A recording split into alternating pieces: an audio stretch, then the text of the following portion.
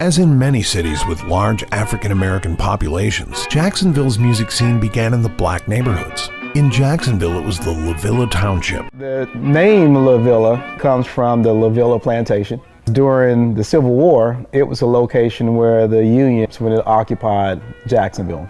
Many of those camps in this particular area were occupied by U.S. colored troops. After the Civil War, many of those soldiers stayed. By the time it was annexed into Jacksonville in 1887, it was the largest suburb of the city of Jacksonville. Pat Chappelle grows up playing the banjo, which is something that kind of came out of the plantations.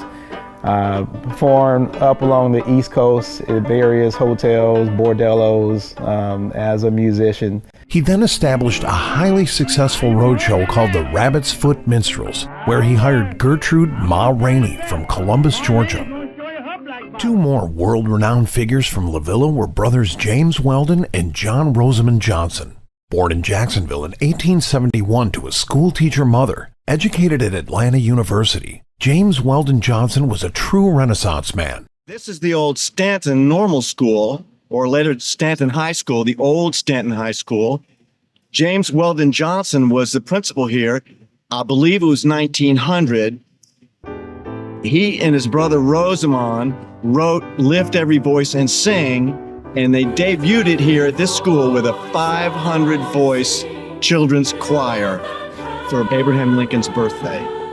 It was the Jacksonville students in LaVilla that made it popular, not the Johnson brothers. The Johnson brothers had forgotten about the song and moved to Harlem, but those kids kept singing that song here in Jacksonville. As those kids grew up and moved across the country, they continued to sing them as adults in schools. They became teachers, they became musicians, they became religious leaders, and this song continued to grow around the country. Rosamond Johnson was born 2 years after James, also in LaVilla. In 1912, Rosamond performed at Carnegie Hall as a pianist in a concert of Negro music. That same year, he was appointed to supervisor of music for London's Grand Opera House. Singer, guitarist, and songwriter Arthur Blind Blake was likely born in Newport News, Virginia in 1896, as recorded on his death certificate, but made Jacksonville his home. One particular individual, a man by the name of Joe Higdon, was a promoter here locally. He also owned and operated the Hollywood Music Store and did a lot of other things here in the LaVilla area.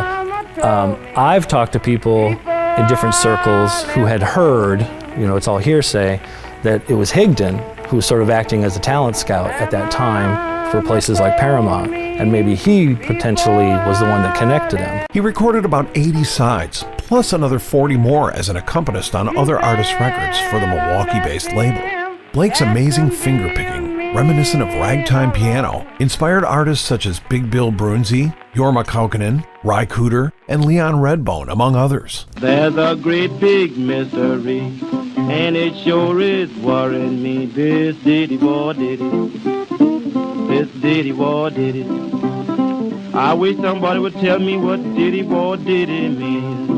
Another famous chapter in LaVilla's history is the story of singer William Boone Billy Daniels. A huge star among both black and white audiences, Daniels became one of the biggest draws on Broadway for at least a decade, as well as boasting sold-out appearances in Las Vegas and London.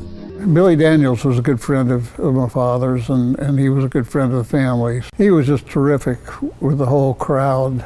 And that was a different crowd than he originally started with in Jacksonville.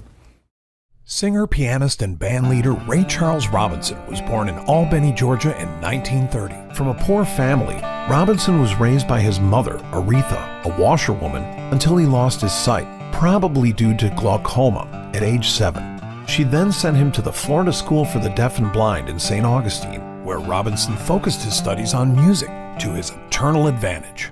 Robinson left school at 15 when his mother died to try his luck in the thriving LaVilla music scene.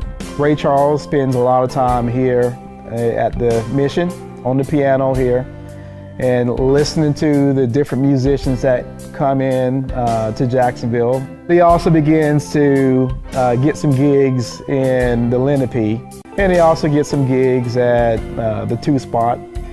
And eventually, after about a year or so of that, he gets an opportunity to go with one of the Jacksonville groups on the road. It would be impossible to overstate Charles's influence on subsequent talents emerging from North Florida, such as Dwayne and Craig Allman, who both individually covered songs by Charles, as well as Graham Parsons.